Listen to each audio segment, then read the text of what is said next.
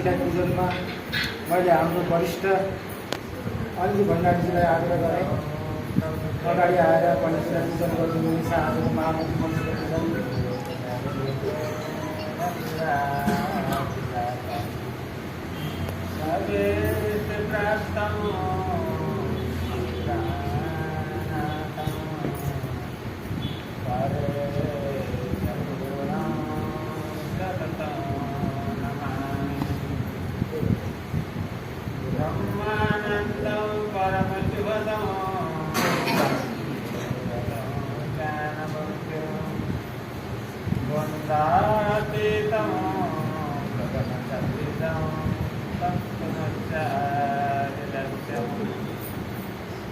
एकं नित्य विमलमतलं सर्वदा साक्षिरूपं भावातीतं ललितं तत्सुरं पंक्ति विभूषितकरां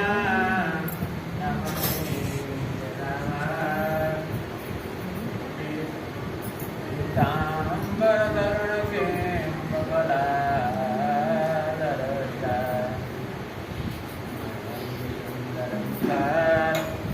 अरविन्दनेत्र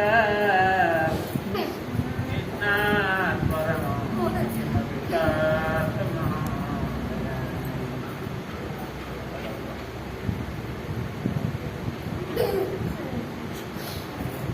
नमो विज्ञानरूपाय परमानन्दरूपिणे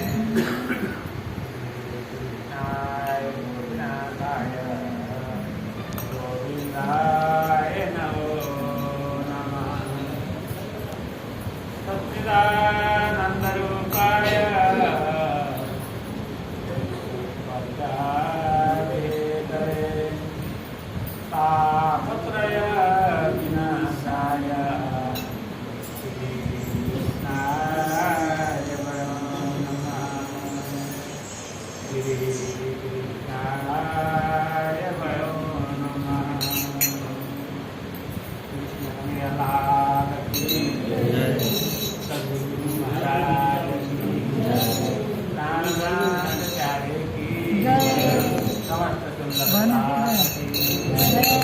गौ माता की नेपाल आमा की सनातन धर्म की सिंहासनमा विराजमान हामी सबैका आधार प्रभु एवं आज यो महामती स्वामी श्री कान्दाजी महाप्रभुको सिंहलेवालाई विसर्जन गरेर दिव्य कर्मधामतर्फ गएको र उहाँको विभिन्न प्रकारको संस्कार आदिहरू गरिएको सन्दर्भबाट र प्राणनाथजीको वियोगमा सारा सिद्धसाधहरूले 1 महिनासम्म उनकै लीला उनकै गुणगान कीर्तन भजन आदि गरेर बिताएको यो दिन हो। आज प्राणनाथजीको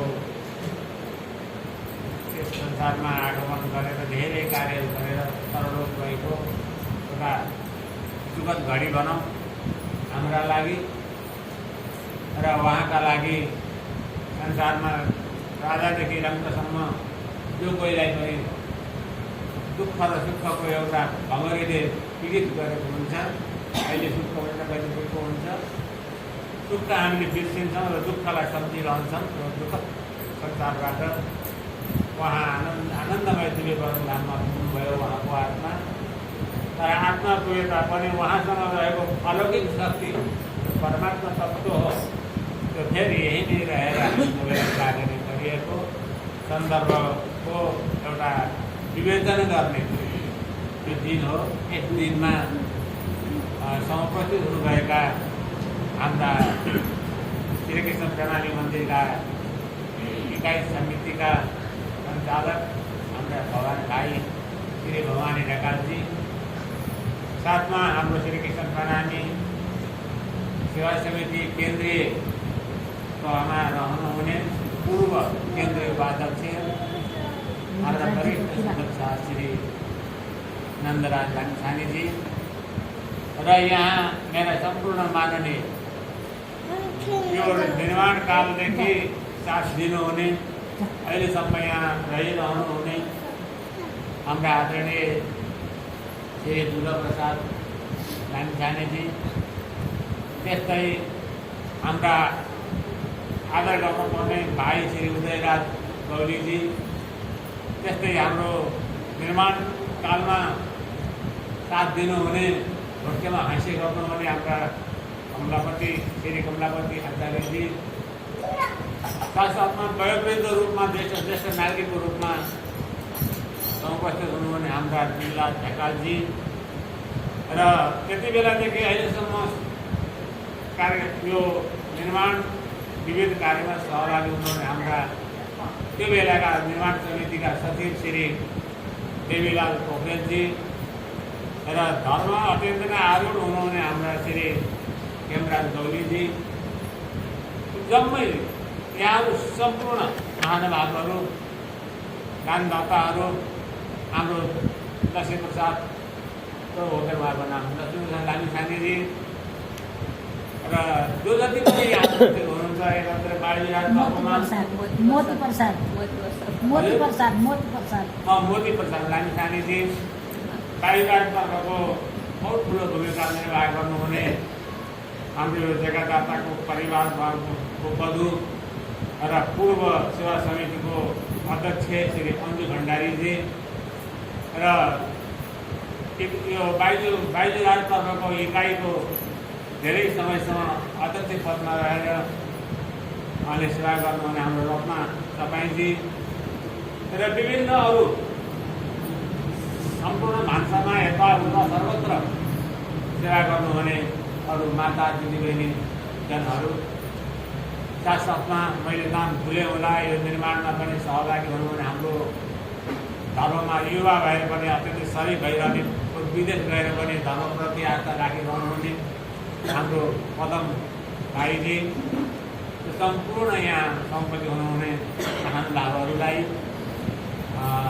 साथसाथमा मैले हजुरहरूको नाम लिन भुलेको नहुँदै पनि समयको अभावले गर्दा यो कृष्ण प्रणामी सेवा समितिको सम्पूर्ण टिम, त्यस्तै गरी बालीराज तर्फको सम्पूर्ण टिम र युवातर्फको सबै साथीहरू, सम्पूर्ण महानुभावहरू, साथसाथमा हाम्रो यो मन्दिरमा रहेर निरन्तर सेवा गर्नुहुने हाम्रो पुजारीजी महाराज, यहाँहरू सबैलाई मैले प्रणाम गर्न चाहन्छु। प्रणाम।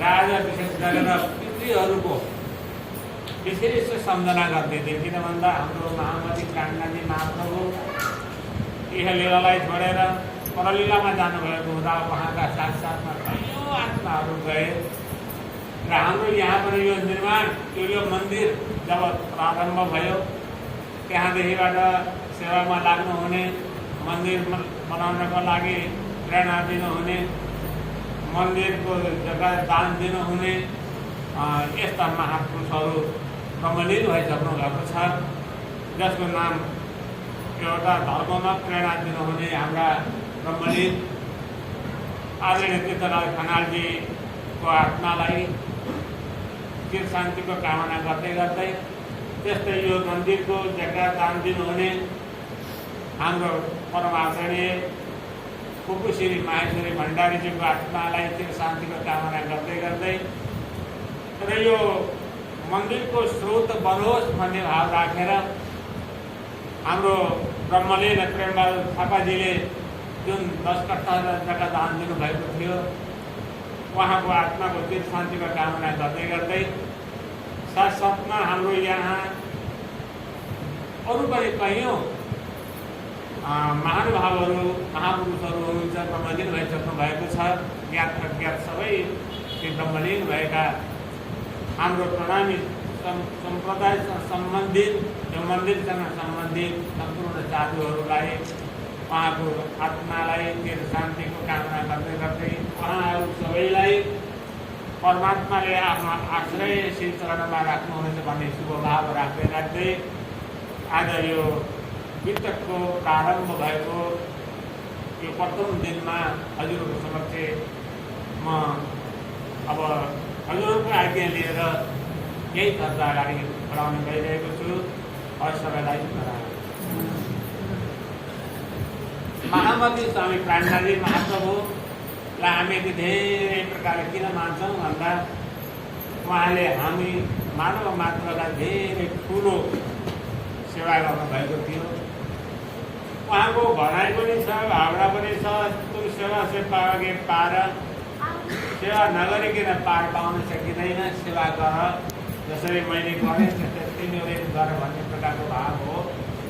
सुख शीतल गर्नु संसार, जब संसारमा शीतलता, संसारमा आनन्द, संसारमा शान्ति प्राप्त गर्नु छ आफूले सुन्यौँ भने अरूको उपकार गर, अरूको उपकार गरेर भने तिमीले आफै शान्ति आउँछ भन्ने पनि एउटा भाव हो। यसरी स्वामी श्री कान्ताजी महाप्रभुको संक्षिप्तमा जन्मदेखि सन्देशहरूको केही विवरण राखेर म विराम गर्नेछु। हाम्रो सञ्चालक महोदयले आधा घन्टाको समय दिनुभएको छ। 10-5 मिनट तलमाथि भयो भने अन्यथा नलिदिनु होला। र महामती स्वामी प्राणनाथजी महाप्रभुको जब यो धराधाममा आगमन भयो, उहाँको जन्मस्थल यसै भारतवर्षको गुजरात अन्तर्गत जामनगरमा भएको हो। उहाँको पिताजीको नाम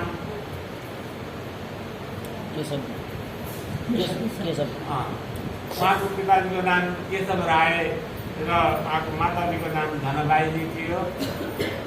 उहाँका पाँच भाइ हुनुहुन्थ्यो। उहाँ समेत लगाएर जेठा दाजुको नाम हरवंश ठाकुर थियो भने माइलाको नाम श्यामल ठाकुर थियो।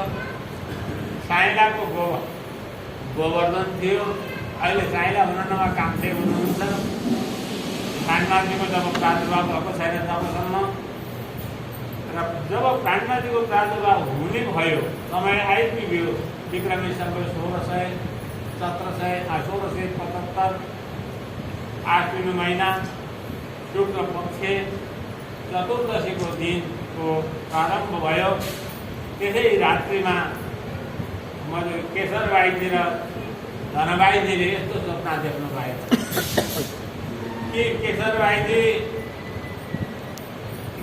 केशर राईजीले भन्नुहुँदो रहेछ, म नन्द गाउँमा छु, म त नन्द बाबा हुँ। हेर्नुहोस्, यस्तो आभास भएछ सपनामा, यस्तो अनुभूति भएछ, म नन्द बाबा हुँ। धनबाईजी भन्नुहुँदो रहेछ, म नन्द बाबाको धर्मपत्नी यशोदा हुँ। र यशोदा र नन्द बाबाका घरमा सुन्दर बालक श्रीकृष्णको प्रादुर्भाव भयो। बोलो कृष्ण कन्हैया लाल की। सपना अवस्थामा सुन्दर बालकको प्रादुर्भाव भयो। बडा आनन्दित हुनुभयो। जब बिउजनुहुन्छ तब धनबाईजीको काखमा सुन्दर बालक खेल्दै गर्नुभएको यस्तो देख्नुभयो। आनन्द भयो। र आनन्दको महिमा परम्पार छ। आनन्द भयो। र अब यो गुजरात अन्तर्गत जामनगरमा केशव राईजीको मनमा आएछ, जेठा छोराको साइलाको अथवा गोवर्धन आदिहरूको मैले ठुलो उत्सव मनाइनँ। आज मलाई लाग्छ यो बालकको जब प्रादुर्भाव भयो, हामी सबैमा आनन्द आयो र सबै नगरवासीलाई आनन्द आएको छ। ठुलो उत्सव मनाइयो। जस्तो प्रकारको उत्सव नन्द बाबाका घरमा श्रीकृष्ण प्रादुर्भाव भयो र समय बित्दै गयो। उहाँको षष्ठी कर्म भयो, एकादश कर्म भयो, नामकरण मिहिराज नाम राखियो। मिहिर भनेको सूर्य हो। संस्कृतमा मिहिरको अर्थ हुन्छ सूर्य जस्तो प्रतापी बन्नेछन् भन्ने भाव हो। यो सूर्यका पनि अझ राजा, सूर्यले त बाहिर मात्रै उज्यालो दिन्छन्, तर यिनी सूर्यले बाहिर पनि भित्र पनि उज्यालो दिनेवाला छन् है। एकदम महान भएर ज्योतिषहरूले भविष्यवाणी बोल्दै बोल्दै गए र यस प्रकारले धर्मशः दिन बित्दै बित्दै गए। गोवर्धनजीको पनि भावना थियो, आध्यात्मिक भावना, र उहाँ पनि आध्यात्मिक तत्त्वलाई खोज्दै अगाडि बढ्नु भएको थियो। र मेहराजीको त हुनु स्वाभाविक भयो, किनभने मेहराजीको जेलमा के थियो त भन्दा स्वयं परमात्मा विराजमान हुनुभएको थियो, गुप्त रूपमा हुनुहुन्थ्यो। जसरी खरानीभित्र धपधप बल्दै गरेको कोइला खरानीले ढाकेर बाहिर देखिएको हुँदैन, त्यस्तै गरेर अन्तरात्मामा श्री कृष्ण विराजमान हुनुभएको थियो, श्री प्राणनाथ विराजमान हुनुभएको थियो। अनि यो प्राणनाथ विराजमान भएको हुनाले यस्तो शरीर दैदिप्यमान बनेको थियो श्री मेहराजजीको कि सारा दुनियाँले हेर्दाखेरि साक्षात् परमात्मा हुन् कि भने जस्तो अनुभूति हुन्थ्यो। र सबैमा एक प्रकार जस्तै कन्हैयालाई ममताका दृष्टिले हेर्थे, सबैले मेरो हो भन्थे। त्यस्तै श्री मेहराजजीलाई पनि सबै नगरवासीले हाम्रा हुन् यिनी मेहराज भन्ने भाव बढ्दै बढ्दै गयो। तर यतापट्टि केही अलिकति अध्यात्मभित्र परमात्मा भएको कारणले र परमात्माले केही गर्नुपर्ने भएको हुनाले अध्यात्म चिन्तन बढ्दै बढ्दै गएको छ। अनि 12 श्री गोवर्धनजीले विक्रमी सम्वत 1687 कार्तिक महिनामा सद्गुरु देवचन्द्रजी महाराजजीबाट तारतम्य ज्ञानद्वारा विभूषित हुनुभयो। त्यो 1687 उहाँ तारतम्य ज्ञानले विभूषित हुनुभयो। दाजु सत्सङ्ग गर्न जानुहुन्थ्यो र आफूलाई पनि कहाँ जानुहुन्छ दाजु सोद्धाखेरि म सत्सङ्ग गर्न जान्छु भन्नुहुन्थ्यो र मलाई पनि जानु भन्दा भन्दै केही दिनपछि यसरी श्री मेहराजजी 12 वर्ष 2 महिना 10 दिनको जब पुग्नुभएको थियो, गोवर्धनजी भाइले साथमा लिएर जानुभयो। त्यो सद्गुरु महाराजजीका चरणमा सद्गुरु महाराजजी चरणमा गएर दण्डवत प्रदान गर्नुभयो। र श्री परमात्मा स्वरूप सद्गुरु महाराजले यो कुरालाई देवचन्द्रजीले श्री मेहराजजीको आएको देखेर बडा आनन्दित हुनुभयो। र देवचन्द्रजी महाराज उठेर कमाल गर्नुभयो, मानव कि मेरो उत्तराधिकारी को हुन्छ भनेर मैले खोज गरिरहेको थिएँ र उत्तराधिकारी आयो, यहाँ अलौकिक शक्ति छिपेको छ भन्ने महसुस भयो। र सम्पूर्ण महिमा सम्पूर्ण अधिकार केही दिन नै प्राप्त भयो। बोलो प्राणनाथ प्यारे की। त्यसरी श्री प्राणनाथजी अब सद्गुरुले त भन्नुभयो त्यहीमा अलौकिक शक्ति छ, त्यहीमा परमात्मा विराजमान हुनुहुन्छ, तिमीले भविष्यमा ठुलो कार्य गर्नेछौ, धेरैलाई जागरण गर्नेछौ। तर आफूमा त्यो अनुभूति भइरहेको थिएन। सद्गुरुले मलाई यस्तो भन्नुहुन्छ कि त महान होस्, त धाम किसकियोस्, तैँले भविष्यमा गएर मेरो सम्पूर्ण जिम्मेवारी लिनुपर्नेछ। तर मलाई केही पनि थाहा छैन। धेरै कष्टहरू भोग्दै साधना गर्न थाल्नुभयो। आफ्नो जीवनमा आहार घटाउनु भयो। आहारले दुर्गुण बनाएको हो कि आहारले मलाई अज्ञानता बनाएको हो कि आहारको कारणले गर्दाखेरि मैले परमात्मालाई देख्न नसकेको हो कि सद्गुरुको साथमा रहँदाखेरि त मैले सबै कुराको अनुभूति गर्छु। आँखाबाट आँसुहरू झर्छ, म आनन्दित हुन्छु, परमधाममा भएको अनुभूति गर्छु। जब सद्गुरुबाट जुएको हुन्छु जब तब सबै कुरा बिर्सन्छु। यसको कारण हो आहार। आहार शुद्ध सप्त शुद्धि सप्त शुद्ध दुर्वास्मृतिलाई शास्त्रले भनेको छ। हुन त म सात्विक आहार गरेको छु, त्यसमै कहाँ के कमजोरी छ त भएर आहार पनि घटाइदिनु भयो। गर्दै गर्दै 2 तोला मात्र आहार दिनुभयो प्रसादको रूपमा, महाप्रसादको रूपमा। अब त तब पनि त साक्षात्कार भएन, तब पनि परमात्मालाई सद्गुरुले जस्तो गरेर देख्न सक्नु भएन। अनि अब त भएको सम्पत्ति पनि सद्गुरुको चरणमा अर्पित गर्नु भयो। अझै भएन, आफ्नो दुलही कुँवरीजीको दुलहीको सबै स्वर्गना सम्पत्ति समर्पण गर्नुभयो। अझै पनि भएन। अन्तमा बालुभाइजीको निर्देशन अनुसार शिक्षा दिनुभयो। हे मेहराज, तिमीमा कुनै पनि प्रकारको कलुषित छैन, तिमीमा कुनै प्रकारको त्यस्तो कुनै नराम्रो दुष्कर्म छैन, पाप छैन, तिमी निर्मल छौ, तिमी परम पवित्र छौ। समय आउँछ, समय नआइकन सबै कुरा प्राप्त हुँदैन, पर्खनुपर्छ। तिमीलाई अहिले नै साक्षात् परमात्माको धाममा परमात्माको लीलालाई जान्ने इच्छा भयो, लगानीमा बस। मैले तपाईँ जुरुप उठ्नु भएको थियो त्यति बेला सम्पूर्ण साक्षात्कार भयो। मेरो कमी रहेछ, मेरो कमजोरी रहेछ, मैले सद्गुरु तिर्न सकेन, सद्गुरुप्रति अझै भाव विभोर हुनुभयो र गुरुदेव आज्ञा गर्नु भएपछि गुरुदेवले आज्ञा गर्नुभयो धर्मको काम गर, सेवा गर। त्योभन्दा मम्मीमा पहिला गुजरातमा पठाउनुभयो, गुजरातको कार्य सम्पन्न गरिसकेपछि लिएर अरबतर्फ पठाउनुभयो। अरब गएर खेताबाईलाई लिएर आउनु। खेताबाईले धेरै सम्पत्ति कमाएका छन्, खेताबाईका सन्तान छैन।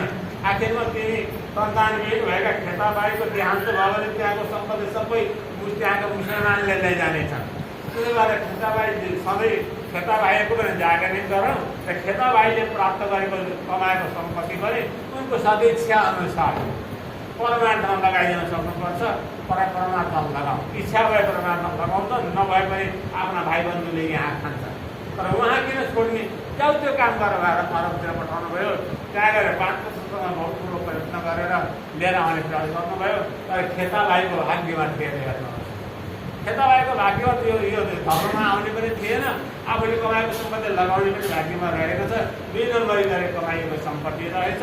त्यो कोही आगोले जलायो, कोही पानीमा पर्यो, कोही कता कता छिपाएर कसैले खाए र त्यो धर्ममा लाग्न सकेन। यथार्थमा अन्त्यमा फर्केर आउनुभयो। अनि फर्केर अहिले चाहिँ अब उहाँलाई बडा नराम्रो लाग्यो। जसरी गोपीहरू र श्रीकृष्णको 52 दिनसम्म संवाद भएको छैन, भेटघाट भएको छैन। त्यो 52 दिन 52 वर्ष 52,000 वर्ष लामो भए जस्तो अनुभूति भएको श्रीमद् भागवतमा उल्लेख छ। त्यसरी यहाँ हिराजपुरलाई पनि सद्गुरुसँग दर्शन गर्न जाउँ भने त्यो मुक्ति जाउँ। मैले उहाँले भनेको कार्य पुरा गर्न सकिनँ। न त खेताबाईलाई नै ल्याउन सकेँ, न खेताबाईले कमाएको सम्पत्ति नै ल्याउन सकेँ। मैले खाएको होइन केही पनि। अनि तब त्यहाँ खाएको पनि लान्छना त लगाइयो। त्यसबाट उहाँ शुद्धिकरण हुनुभएको छ, निर्दोष भन्नुभएको छ। तर पनि सद्गुरुले बोलाउनु होला अनि म जाउँला भन्दै बस्दै यता देवचन्द्रजीले फेरि प्राणनाथ आउलान्, मिहिराज आउलान्। अनि त्यति दुःख गर्नु भएर स्याबासी तिमीलाई भन्ने देवचन्द्रजी महाराज सद्गुरुले यताबाट त्यसरी मिहिराजजीले अनि सद्गुरुले बोलाउनु होला जाउँला भन्दै 2 वर्ष बित्यो। तर पनि त्यहाँ बोलाउनु भएन, जान पनि सक्नु भएन। एक दिन भाउजूको कटुवचनले, हुन त भाउजूको कटुवचन त होइन, अत्यन्त नै राम्रो वचन हो। अघि जुन सद्गुरुका निमित्तमा अनि अलिकति टिका टिप्पणी गर्दाखेरि आफ्ना दाजुलाई मार्नका लागि हतियार लिएर अगाडि बढ्यौ। आज तिनी सद्गुरुको चरणमा तिमी जान सक्दैनौ भन्ने प्रकारको वचन गर्नुभयो भाउजूले। अत्यन्त नै राम्रो कुरो हो। तर त्यहाँ के भयो अवश्य भावने बाबा महत्तम आदि भनेको त वक्तव्य महत्त्व अभि जो अवश्य भएर खानेकुरा पुरा अगाडि भोग्नु पर्दो छ। त्यस्तै गरीको भोग रहेछ, त्यस्तै गरीको अवस्था रहेछ, त्यो विधिले बनाएको रहेछ। ओ भाइले यस्तो भन्नुभयो भनेर अनि त्यो दरबार छोडेर कलाम भन्ने ठाउँमा पुग्नुभयो र कलामका राजाका 2 वर्ष सेवा गर्नुभयो। त्यहाँ पनि मन्त्री पदमा सामेल हुनुभयो। अन्तमा चाहिँ बालराईजी धेरै पटक बोलावट भएको छ र अन्त्यमा बालराईजी ल्याएर मेहराज सद्गुरुको अब नामकमन हुने बेला भइसकेको छ। जबसम्म तिम्रो उपस्थिति हुँदैन तबसम्म सद्गुरुले यसलाई छोड्न सक्नुहुन्न, तिमी किन जाँदैनौ भनेर भनेपछि तलास्त हुनुभयो श्री मेहराजजी। हो न हो भनेर उल्टै फर्केर सबै आदि छोडेर जोपन गरेर अनि भाद्र महिनाको 8मी तिथिका दिनमा आएर श्री सद्गुरुका श्री चरणमा अर्पित हुनुभएको छ। अर्पित हुनुभयो र सद्गुरुले भन्नुभयो मेहराज तिमी आयो, धन्य भयो। अब फेरि मायाको काममा जान्छौ कि अब यत्रो बस्यो भन्दा म हजुरको सेवामा बस्छु भन्नुभयो। र 22 दिनसम्म श्री मेहराज प्रभु देवचन्द्रजी महाराज सद्गुरुका समक्षमा सत्सङ्ग गरेर अनमोल ज्ञान धारण गर्दै गर्दै अनि विक्रमी सम्बत 1612 आश्विन महिनाको चतुर्दशीकै दिनमा सद्गुरु देवचन्द्रजी महाराजले यही लीलालाई छोडेर परलीलामा जानुभयो। र यतातिर सम्पूर्ण कार्य अब वैदिक विधि अनुसार गरियो।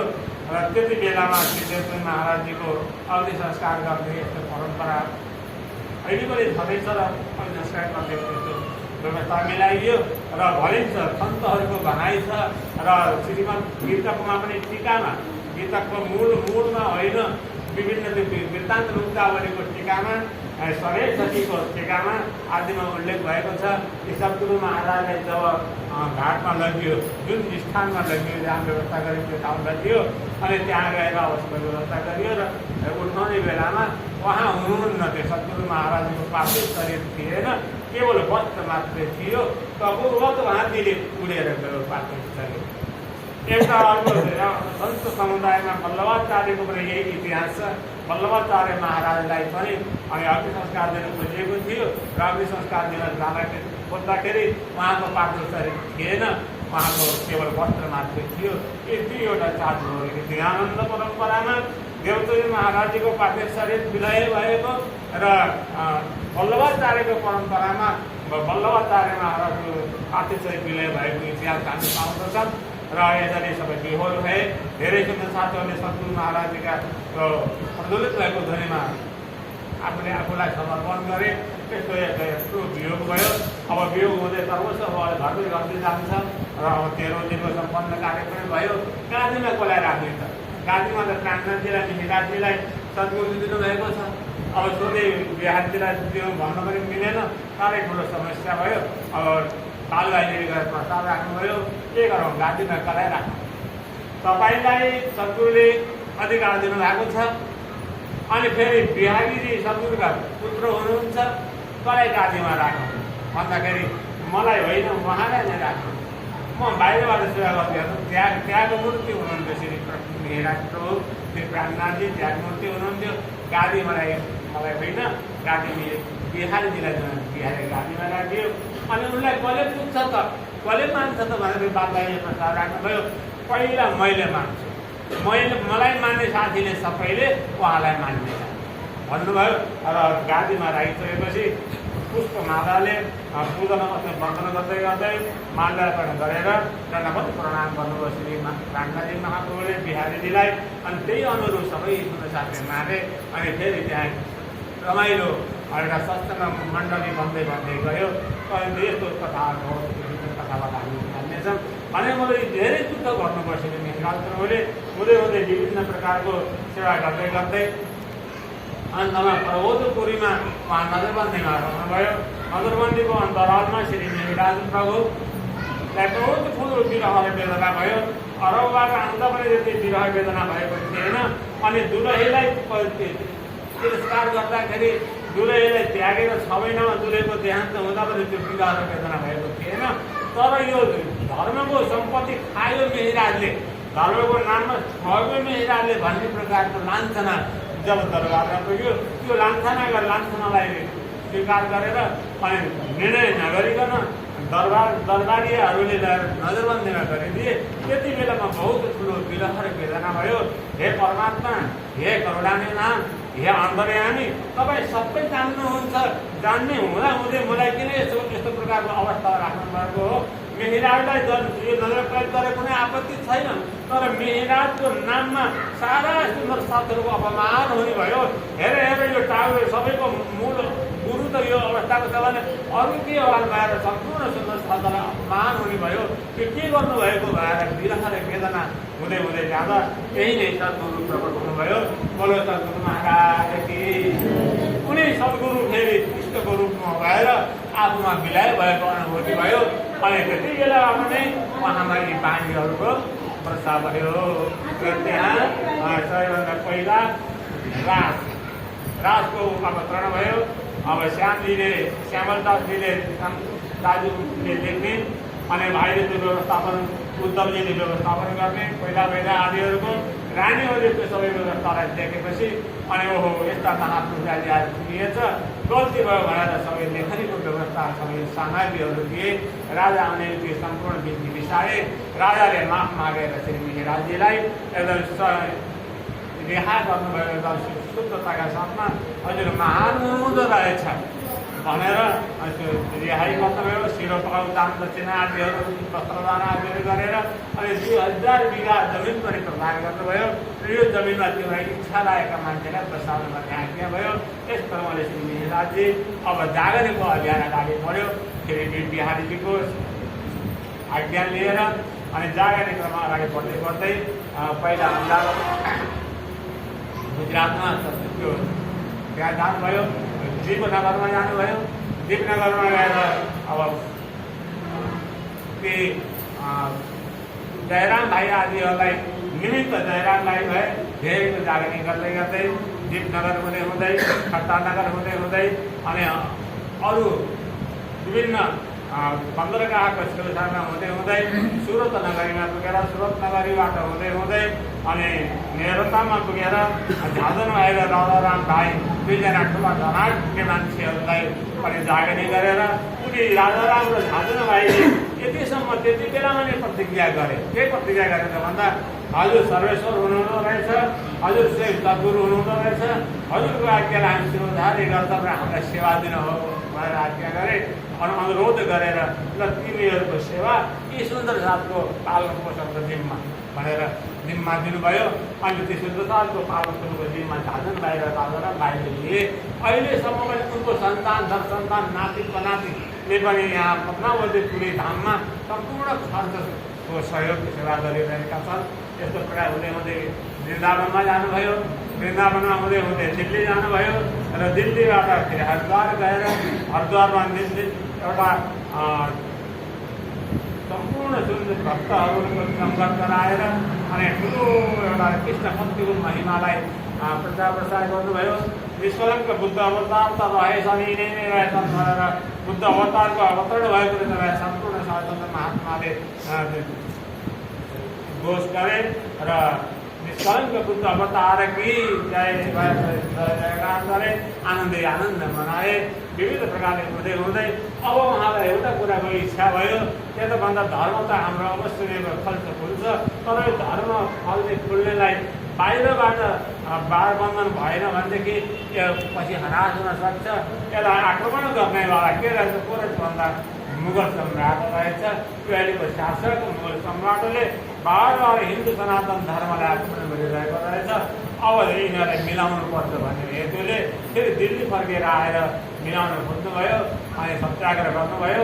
उहाँका सुन्दर सत्याग्रह गरे तर पनि सम्भव भएन। अनि यस प्रकारले मेरता हुँदै हुँदै अनि औरङ्गाबाद हुँदै हुँदै उदयपुर हुँदै हुँदै रामनगर हुँदै हुँदै अनि पुग्नुभयो पन्ना नगरीमा। पन्ना नगरीमा जो पुग्नुभएको थियो देवकर्ण भतिजा श्री सत्यसारको भतिजा देवकर्णजीको सल्लाह अनुसार भनौँ, देवकर्णजीको मन्तव्य देवकर्णजीलाई दिएको सन्देश अनुसार देवकर्णजीको माध्यमबाट सत्यसारजीले थाहा गर्नुभयो। सत्यसारजीले आएर दर्शन गर्नुभयो। पहिला कसरी भन्दा सिकाइदिएको दर्शन गर्नुभयो। राजाहरूलाई जहिले जग्गा त्रास हुँदो रहेछ र अब यसमा कुनै त्यस्तो धेरै डर छैन भन्ने कुरा अनुभूति भइसकेपछि दोस्रो सिपाही बेच्न आएर दर्शन गर्नुभयो। सिपाही बेच्न आएर दर्शन गरेपछि बाबा राम राम भनेर भनिएको बालताजीकोमा प्रसन्न आउँदछ। स्वामीजीले पनि राम राम बाबा आऊ नजिक आऊ भन्नुभयो। अनि अलिकति ओरा आए, अझ नजिक आऊ भन्नुभयो, अझ ओरा आए, अलि ओरा आउनु भनेर नजिकै ल्याएर राखेपछि अनि तिमी अब मेरा फन्दामा पऱ्यो बाबु राजा छत्रसाल, तिमी मेरा फन्दामा पऱ्यो भनेर त्यस्तो सम्बोधन गर्नुभयो।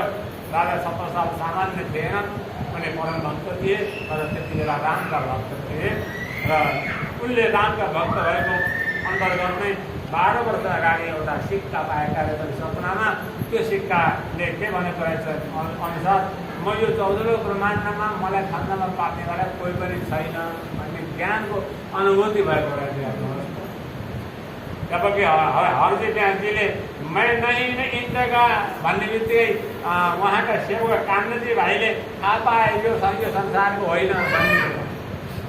हरजी ब्यासजीको सेवा गर्ने कान्नजी भाइले मैं नहीं न इन जगह अन्तिम बेलामा दान दक्षिणा आदिले के गरेर गाईको पुच्छर समाजमा लगाएको बेलामा बिउ दिएको हुने आँखा हेरेको त गाईको पुच्छर एउटा समाजमा त लगाइरहेका छन्। त्यो त सामान्य संसारीहरूको लागि गरिने प्रक्रिया हो। मैले हिँड्ने कहा म यो संसारको होइन, म त त्योभन्दा पनि माथिको हो भनेपछि ओहो यसले ज्ञान पाएको रहेछ भन्ने कुराको ज्ञात भएकोलाई कान्नजी भएर शिवको सेवाको लागि अनि त्यो सन्दर्भ मिलाइदिनुभयो र प्राणनाथले सन्दर्भ मिलाएर अन्त्यमा त्यो हरजी ब्यासजी पनि प्राणनाथको शिष्यत्व ग्रहण गरेर त्यो दिव्यदानमा पुगे। लक्ष्य यस्तो पर्दो रहेछ। राजा सतसाल लक्ष्मण त्यसरी थियो, मैं नहीं इन्हें देखा। यो 14 ब्रह्माण्डको नाउँ होइन र 14 ब्रह्माण्डको कुनै पनि साधुले मलाई फन्दामा पार्न सक्दैन। तपाईँ विष्णु भगवानै भएर आएको भए पनि मलाई फन्दामा पार्न सक्नुहुन्न भन्न खोज्नुभयो। अनि त्यसपछि असर यो ज्ञान तिमीलाई कहाँबाट आयो सोध्नुभयो प्राणनाथजीले। अनि यो ज्ञान यहाँबाट आएर असर देखाउनुभयो। प्राणनाथजीले तलबाट यस्तै असर निकालेर हेर तेरो यो मिल्छ भनेर सोध्नुभयो। त्यसो हेर्दा हेर्दै आफूसँग भएको असरले अनि एकाकार भयो, एउटै भयो। जसरी परशुरामजीले धारण गरेको धनुष अनि रामजीमा गएर विलय भए जस्तै, परशुरामजीमा भएको शक्ति रामजीमा गएर विलय भए जस्तै त्यही स्थिति त्यहाँ भयो। अनि बल्ल छत्रसाल राजाले ओहो यो त साक्षात् परमात्मा जानेर तन मन धन न्यौछावट गर्नुभयो। बोलो छत्रसाल महाराज की। हो यसरी यस्तो प्रकारले धेरै त्यो समय त्यहाँ सेवा भयो। शीघ्रै 1740मा खन्डानगरीमा पुग्नुभयो। अनि त्यहाँ मठ बङ्गला आदिहरूको निर्माण भयो। एउटा विशाल झण्डोत्तोलन भयो। आनन्दै आनन्दै आनन्दै आनन्द सबैलाई आफ्नो आफ्नो कामकाज दिनुभयो। आनन्दै आनन्द भयो, आनन्दै आनन्द भयो। तर जति आनन्दै आनन्द भने यहाँ यो संसारलाई एक दिन छोड्नै पर्दो रहेछ। विक्रमी सम्वत 1751 अनि श्रावण यो कृष्ण पक्षको तृतीयका दिनमा उहाँलाई जानु रहेछ। अनि उहाँ समाधिस्थ हुनुभयो। तर छत्रसाल राजालाई थाहा थिएन। अघि हाम्रो भाइजीले भने जस्तै छत्रसाल राजालाई खबर पुग्यो। तर छत्रसाल राजा तुरुन्त त्यहाँ दरबारमा आइपुग्नुभयो। दरबारमा आइपुगेपछि ओहो पापीहरूलाई दिनुभएको जुन खड्ग थियो त्यो खड्गद्वारा म आफै पहिला सिद्धिन्छु। किनभने म पनि पापी रहेछु कि मेरा सद्गुरुदेव परलोक जाँदा धाम जाँदा मैले दर्शन गर्न पाइनँ। धिक्कार थियो जीवनलाई भनेर अनि खड्ग लिएर आफूलाई हान्न तयार हुँदाखेरि अनि समाधि खुल्यो। श्री मिहिराज प्रभुको काण्डलीको समाधि खुल्यो र भन्नुभयो छत्रसाल मैं वाणी में और सत्संग में सदा तेरे उर में मेरा वास। तिमीले मलाई टाढा खोज्न जानु पर्दैन, म यही नै छु, म पानीमा रहनेछु। सत्सङ्गमा सुन्दर साथमा रहनेछु। त्यो सुन्दर साथमा हामी सुन्दर साथ एकदम हुनुपर्छ अरे एउटा कुरा। हामी सधैँ बिहान बेलुका सुन्दर साथ कि जय भन्छौँ। त्यो जय हामीलाई कहिले लाग्छ जब हामी पक्का सुन्दर साथ हुन्छौँ। तब 1 करोड सुन्दर साथले जयकार गरेको त्यस जयकार हामीलाई लाग्छ। करोड सुन्दर साथ ज्ञान जयकार गरेको जयकार पाएपछि हामी के विपन्न हुन्छौँ र हामी गरिब हुन्छौँ र हामी दुखी हुन्छौँ र हामी अनाथ हुन्छौँ र हामी सम्पन्न हुन्छौँ। यहाँका पनि हामी सम्पन्न हुन्छौँ अनि त्यहाँको पनि हामी सम्पन्न हुन्छौँ। यो कुरालाई पनि जान्दछौँ, त्यो कुरालाई पनि जान्दछौँ। तब त आनन्द भयो। एउटै कुरालाई चाहेर कहाँ आनन्द हुन्छ र? दुईटै कुरालाई अनुभूति गर्न पायो भने आनन्दै आनन्द भयो। यहाँ पनि आनन्दकै आनन्द साथमा प्रभुको चिन्तन गर्दै अगाडि बढ्छ। अन्तिममा भने आनन्दै आनन्दका साथमा आफ्ना परात्म स्वरूपमा गएर परमात्मा धाम मिल्दछ। हो यस्तो प्रकारले यहाँ भन्नुभयो तिम्रो कार्य बाँकी रहेको हुनाले मैले तिमीलाई जानकारी नदिएको हो। यहाँ लालदासको पनि त्यही काम छ, केशव दासको पनि त्यही काम छ, त्यही काम छ, तिम्रो पनि काम छ।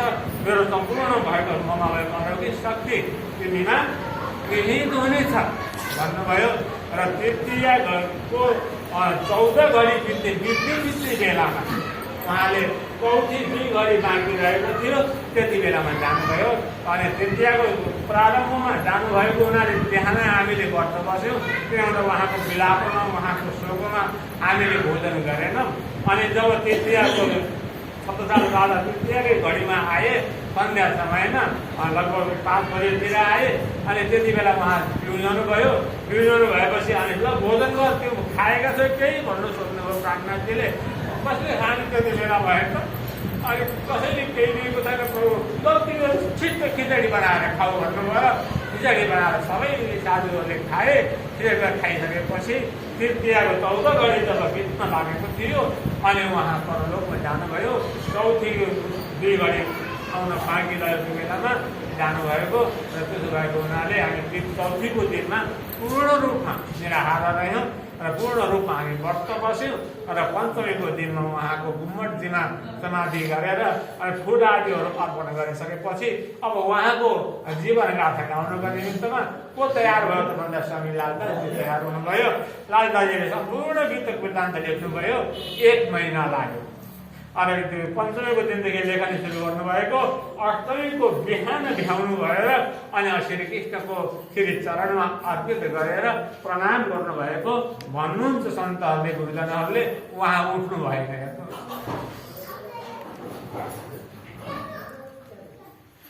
अनि उहाँको परम धाम तपाईँ जानुभयो। यस्तै केशवदासजीले पनि स्वामीजीले लेख्नुभएका विविध प्रकारका राजका किताबहरू, प्रकाशका किताबहरू, अनि त्यस्तै गरेर सिन्धीका किताबहरू, परिक्रमाका किताबहरू अलग अलग अलग अलग थिए। एक बनाइएको थिएन त्यति बेला। अनि केशवदासजीले सम्पूर्णलाई एकत्रित गरेर गिर्द भन्नुभयो र अनि त्यो सिंहासनमा प्राणनाथजी बसेर सिंहासनमा खडाइराख्ने भन्दा प्राणनाथजीले लेखेका बाणीहरूलाई राख्ने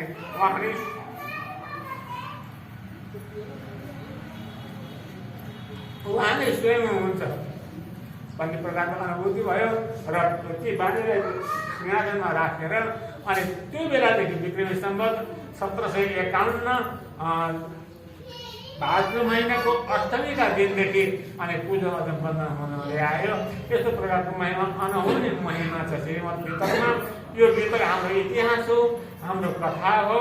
यहाँ संसारको कुरा, स्थूल ब्रह्माण्डको कुरा, सूक्ष्म ब्रह्माण्डको कुरा, अनि त्यसपछि गएर विराट ब्रह्माण्डको स्थूल, सूक्ष्म, कारण अनि महाकारणको विशेष चर्चा छ। र विशेष गरेर 3 महाविभूतिहरूको निजानन्द से कृष्ण से प्राणनाथ से वैद्यवम चरित्रम पावनम एतत् यत्लोके सुदुर्लभम पठना श्रवणा चैव कृपया लभते दैहित लोके अन्त्य पदो अव्ययम्। यहाँ निजानन्द स्वामीको वृत्तान्त कथा, अनि निजानन्द स्वामीका आराध्य देव परम परमात्मा श्रीकृष्णको कथा, अनि परम परमात्मा दोस्रो अवतार रूपमा प्राणनाथ भएर आएर मेहराजीको कलेवरमा प्राणनाथ भएर आएर प्रचार प्रसार गर्नुभएको तेस्रो कथा। यसरी प्राणनाथजी कथा, साथसाथमा विभिन्न सन्त महन्त महात्माहरूको कथा र हामी सबैको कथा यहाँ ओतप्रोत छ। र यी सद्गुरुलाई, यी विद्वान साथीहरूलाई जसले अर्चना गर्छ, वन्दना हात जोडेर प्रार्थना गर्छ, अनि ती सबैलाई जसले श्रवण गर्छ, ती सबैलाई के हुन्छ त लभते युषित लोके, छिटोभन्दा छिटो संसारमा सुख मिल्नेछ। लौकिक संसारको सुख पनि मिल्नेछ। अन्त्य पदमा अव्ययम्। अनि यो यहाँको सुख मिल्नुको साथसाथै सुख कहिले मिल्छ जब अध्यात्ममा परिपूर्ण हुन्छ। संसारको दौलत पनि छ, अध्यात्ममा परिपूर्ण पनि छ, अनि त सुख त भयो नि त। अनि त्यो लभते अन्तिम लोके, संसारमा छिटोभन्दा छिटो सुख मिल्छ। अन्त्य त पदमा, अन्तिममा अव्यय भनेको कहिल्यै नलासिने त्यो दिव्य परमधाम हामीले पाउनेछौँ। यस्तो प्रकारको महिमा छ। र यसैले हामी सम्भव भएसम्म अब प्रचार प्रसार नगरिकनै स्वच्छन्द रूपमा हामीले अहिले बोलाउन मिल्दैन। किन भन्दा यो कोभिड-19 को कहर छ सबैमा। हामीले मुख छोपेर हिँड्नु परेको छ। हाम्रा जातिले बदमासी गरेको हुनाले, हाम्रा आफ्नाले बदमासी गरेको हुनाले उनले गरेको बदमासीको लाज हामीलाई पनि लाग्यो। गल्ती गरेर मुख छोपेर हिँड्नु चाहिँ हिँड्दैन। हामीले गल्ती गरेर मुख छोपेर हिँड्छौँ। हामीले गरेका गल्ती त होइन, तर हामी जस्तै हाम्रै जातिले गरेका गल्तीले गर्दा हामीलाई पनि लाज लागेको हुनाले आज हामी सबैले मुख ढाकेर हिँड्नु पर्ने अवस्था आएको छ। त्यो बेला यो महामारीको कहर छ, यो महारोग छ, यसबाट पनि बच्नु छ। र हजुरहरू यहाँ जो आउनुहुन्छ पक्कै पनि अनुहारमा मास्क लगाएर लापरवाही गर्नु हुँदैन। कसो घरमा के भएको छ बिरामी छ छैन कसो थाहा हुँदैन। मेरो आफ्नो मान्छे हो नभन्नु होला। आफूले आफूले सोच्नु होला म सोच्दो छु यदि के बच्छन् भनेर फेरि त्यस्तो हेला आउँदो गरेर होइन नि। आदरका साथमा, प्रेमका साथमा अनि सबैले नाम लगाउनु होला। अनि भित्र प्रवेश गर्दाखेरि तपाईँहरू घरबाट हात धोएर सफा भएर कहीँ नछैकिन आउनु भएको छ भने हात धुनु पर्दैन। अनि बाहिर यताउता यस्ता सम्ममा यताउता धुनु भएको छ हातले भनेदेखि गएर साबुन लगाएर अनि हात धोएर अनि प्रवेश गर्नु होला। महासभामा आउनु होला। अनि यसरी बस्नुभयो भने कोरोनाले केही पनि गर्न सक्दैन। कोही त्यस कारणले यिनी कुराहरू गर्दै गर्दै सबैको एउटा चाहना भयो भनेदेखि हल्ला नगरिकन शान्त रूपमा अनि भोलिदेखि अब आज यो प्रारम्भ अलिकति पूर्वपट्टि हो वितत त होइन त कसो समय थोरै प्रारम्भ गरौँ र पाठको पनि सुरुवात हुन्छ। त्यसैले मैले हजुरहरूलाई यहाँ चिन्तन अन्तर्गत भएको त्यही सारांशको रूपमा जानकारी गराएँ।